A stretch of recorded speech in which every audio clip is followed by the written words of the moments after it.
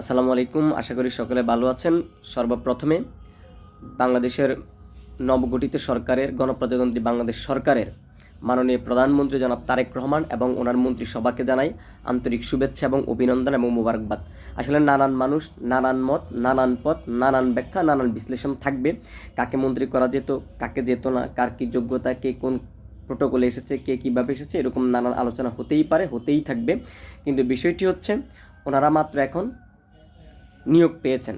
আমরা ওনাদের সমালোচনা অবশ্যই করব। আমরা সমালোচনার পক্ষে। ওনারা যদি দেশবিরোধী অথবা ওনারা যদি ওনাদের দায়িত্ব পালনে ব্যর্থ হন, অবশ্যই আমরা সমালোচনা করব। তবে তার জন্য যৌক্তিক একটা সময় ওনাদেরকে দিতে হবে।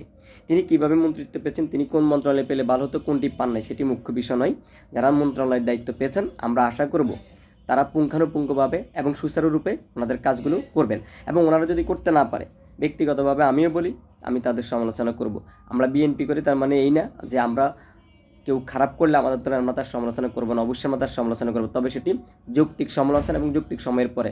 আমরা ডক্টর মোহাম্মদ ইউনূসের সময়ে বলেছিলাম, অনেকে 3 মাসের মধ্যে সমালোচনা শুরু করে দিয়েছে। আমরা বলেছি ওনাকে সময় দিতে হবে। সময় দেওয়ার আগে কাউকে নিয়ে অযৌক্তিক সমালোচনা করাটা যৌক্তিক নয়।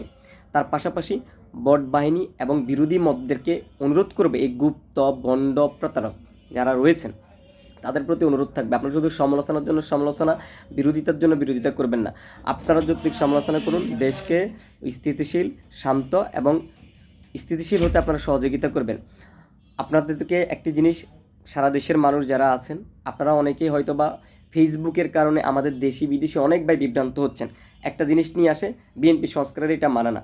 আপনাকে আগে বুঝতে হবে, এই সংস্কার যেমন হাঁ ভোটে জয়যুক্ত হয়েছে, নোট অফ ডিসেন্টও হাঁ ভোটে জয়যুক্ত হয়েছে। আপনাকে এটা মাথায় রাখতে হবে। বিএনপি সকল বিষয়ে সংস্কার কমিশন ঐক্যমত ছিল না। যেসব বিষয়ে তারা ঐক্যমত ছিল, অবশ্যই তাদেরকে সেগুলো মানতে হবে, করতে হবে। কিন্তু যেগুলোতে তাদের নোট অফ ডিসেন্ট ছিল আইন অনুযায়ী, সেগুলো তারা তাদের মতো করে মানবে বা পালন করবে বা কাজ করবে। এই বিষয়ে তাদেরকে আপনি বাধ্যবাধকতা ফেলতে পারবেন না।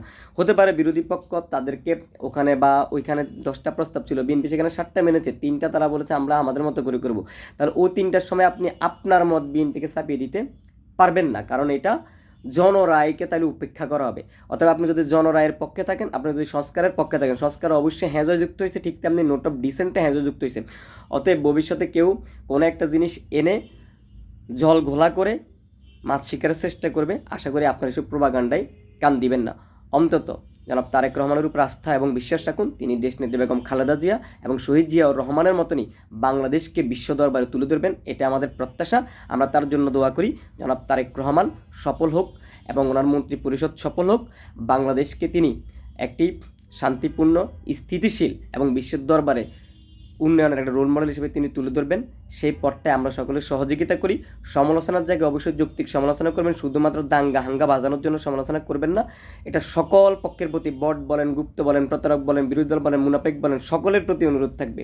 আর এরপরে যদি আপনারা আপনাদের মতো করে করতে থাকেন, তাহলে সময়ের হিসাব বলে দিবে কী হবে।